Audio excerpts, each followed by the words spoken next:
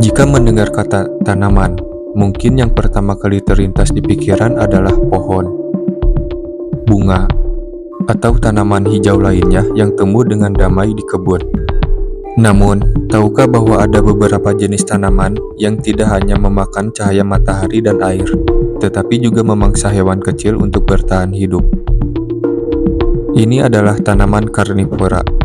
Tanaman karnivora adalah jenis tanaman yang dapat menangkap dan mencerna hewan, seperti serangga atau bahkan makhluk kecil lainnya, untuk mendapatkan nutrisi yang dibutuhkan.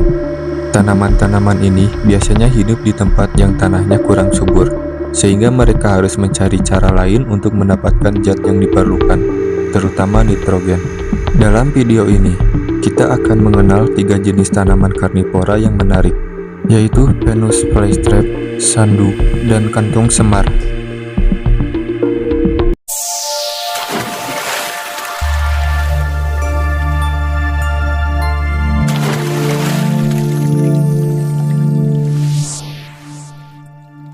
Pertama, Venus flytrap. Venus flytrap adalah salah satu tanaman karnivora yang paling terkenal dan mudah dikenali. Tanaman ini berasal dari daerah rawa di Carolina Utara dan Selatan, Amerika Serikat. Meskipun namanya terdengar seperti sesuatu di film fiksi ilmiah, Venus flytrap adalah tanaman yang benar-benar ada di dunia nyata. Venus flytrap memiliki daun yang berbentuk seperti rahang dengan 2 lobus yang dapat terbuka dan tertutup seperti mulut. Di dalam lobus daun tersebut, terdapat rambut sensitif yang berfungsi sebagai pemicu. Ketika serangga atau hewan kecil lain menyentuh 2 rambut atau lebih dari dalam waktu 20 detik, daun akan menutup dengan cepat dan menangkap mangsanya. Proses ini sangat cepat, dan daun bisa menutup dalam waktu kurang dari 1 detik.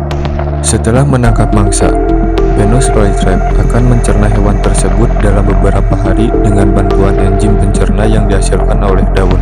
Tanaman ini menyerap nutrisi seperti nitrogen dan fosfor yang dibutuhkan untuk tumbuh.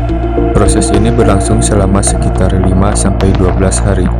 Setelah itu, daun akan terbuka lagi, dan sisanya dari serangga yang tidak tercerna akan dibersihkan oleh air hujan atau angin. Keunikan Venus flytrap. Salah satu hal yang membuat Venus flytrap menarik adalah kecepatannya dalam menangkap mangsa. Bayangkan saja, tanaman ini memiliki mulut yang bisa menutup dalam waktu lebih cepat daripada kelopak bunga yang mekar. Hal ini membuat Venus flytrap menjadi tanaman yang sangat menarik untuk dipelajari. Namun, meskipun terkesan seperti pemangsa yang sangat agresif, Venus flytrap tidak sering memangsa dan hanya akan menutup daun jika benar-benar ada sesuatu yang cukup besar untuk memicu rambut sensitifnya. Itu sebabnya tanaman ini lebih sering tampak diam dan tidak menunjukkan aktivitas apapun. Menariknya, Venus flytrap hanya bisa menangkap serangga kecil, bukan hewan yang lebih besar.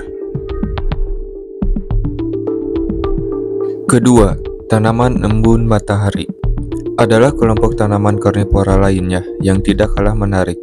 Tanaman ini banyak ditemukan di daerah tropis dan subtropis di seluruh dunia, seperti Australia, Afrika, dan Asia. Nama embun matahari berasal dari penampilan daun tanaman ini yang terlihat seperti diselimuti oleh embun atau tetesan air. Padahal itu adalah cairan lengket yang diproduksi oleh tanaman untuk menangkap mangsanya. Daun tanaman ini ditutupi oleh kelenjar yang menghasilkan cairan lengket. Jika serangga atau makhluk kecil lainnya terjebak dalam cairan ini, mereka akan kesulitan untuk melarikan diri. Cairan lengket ini tidak hanya menahan mangsa, tetapi juga mengandung zat-zat kimia yang dapat membantu tanaman dalam proses pencernaan. Setelah serangga terjebak, daun tanaman akan berangsur-angsur melengkung ke arah mangsanya dan menyebaknya lebih erat, sehingga memudahkan proses pencernaan. Tanaman embun matahari tidak memerlukan perangkap besar seperti Venus flytrap, karena cairan lengket di daunnya sudah cukup untuk menahan mangsanya. Setelah serangga terperangkap, tanaman ini akan perlahan-lahan menyerap nutrisi dari tubuh mangsanya, seperti nitrogen dan fosfor, yang membantu tanaman ini tumbuh dengan lebih baik di tanah yang miskin nutrisi. Keunikan tanaman embun matahari. Terletak pada cara tanaman ini menggunakan cairan lengketnya untuk memikat dan menangkap mangsanya. Tetesan cairan yang berkilau di permukaan daun tanaman embun matahari sering terlihat seperti embun pagi hari, sehingga membuat tanaman ini tampak sangat cantik dan misterius.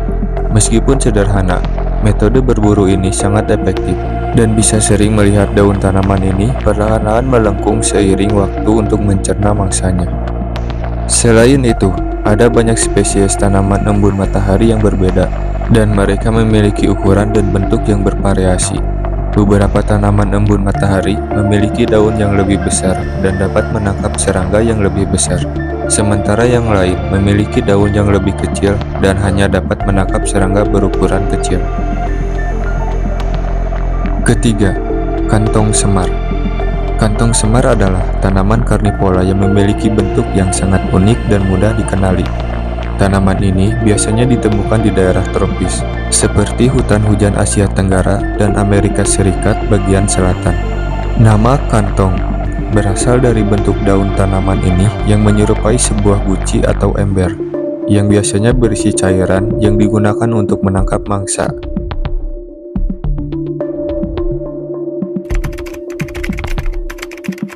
Kantong semar memiliki daun berbentuk silinder yang mengandung cairan di dalamnya. Di sekitar bibir guci tersebut, terdapat struktur licin dan berbentuk seperti gigi yang disebut dengan peristome.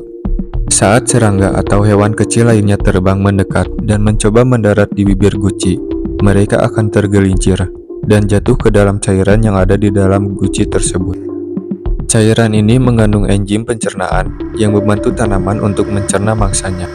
Setelah mangsa jatuh ke dalam guci, mereka tidak bisa keluar karena permukaan yang licin dan cairan yang ada di dalam guci yang membuat mereka terperangkap.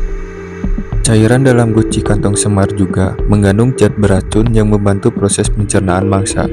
Tanaman ini memanfaatkan nutrisi dari serangga yang telah terperangkap untuk tumbuh dan berkembang di tanah yang miskin akan unsur hara. Keunikan dari kantong semar terletak pada bentuk daunnya yang menyerupai guci atau ember. Ada banyak jenis kantong semar, dan mereka bisa berbeda-beda ukuran, bentuk, dan warnanya.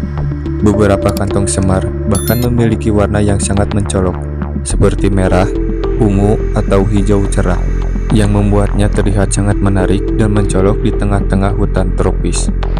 Selain itu, kantong semar memiliki struktur yang sangat khusus untuk menangkap mangsa, mulai dari cairan di dalam guci hingga gigi-gigi licin di bibir guci.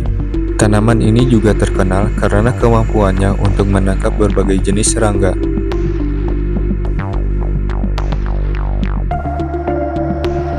Keempat, kenapa tanaman karnivora memangsa hewan? Tanaman karnivora memangsa hewan karena mereka hidup di lingkungan yang miskin akan nutrisi, terutama nitrogen. Di banyak daerah, tanah yang mereka tumbuhi sangat asam atau terendam air, sehingga sulit bagi tanaman untuk mendapatkan cukup nitrogen dari tanah. Oleh karena itu, mereka beradaptasi dengan cara yang unik, menangkap dan mencerna serangga atau makhluk kecil lainnya. Dengan cara ini, tanaman karnivora dapat memperoleh nitrogen dan elemen penting lainnya yang mereka butuhkan untuk tumbuh dan berkembang. Ini juga membantu mereka bertahan hidup di tanah yang tidak dapat mendukung kehidupan tanaman biasa. Kelima, peran tanaman karnivora dalam ekosistem. Meskipun tanaman karnivora memakan serangga dan makhluk kecil lainnya, mereka sebenarnya berperan penting dalam menjaga keseimbangan ekosistem. Tanaman ini membantu mengendalikan populasi serangga yang dapat menjadi hama bagi tanaman lainnya. Selain itu, mereka juga menjadi rumah bagi berbagai jenis makhluk kecil yang hidup di sekitar tanaman tersebut, sehingga mendukung keberagaman hayati. Tanaman karnivora juga menarik bagi para ilmuwan yang mempelajari ekologi. Mereka memberikan wawasan tentang bagaimana organisme dapat bertahan hidup di lingkungan yang keras dan bagaimana mereka berinteraksi dengan makhluk lain dalam ekosistem. Tanaman-tanaman karnivora ini mengajarkan kita bahwa hidup bisa berkembang dengan cara yang sangat unik dan tidak terduga. Terima kasih.